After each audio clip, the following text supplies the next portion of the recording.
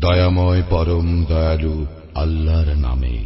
আলহামদুলিল্লাহি রাব্বিল আলামিন। সকল প্রশংসা জগৎ সমূহের প্রতিপালক আল্লাহরই। আর রহমানির রহিম। যিনি দয়াময় পরম দয়ালু।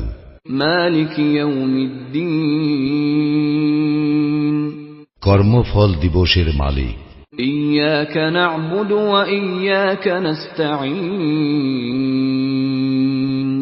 আমরা শুধু তোমারই ইবাদত করি, শুধু তোমারই সাহায্য প্রার্থনা করি।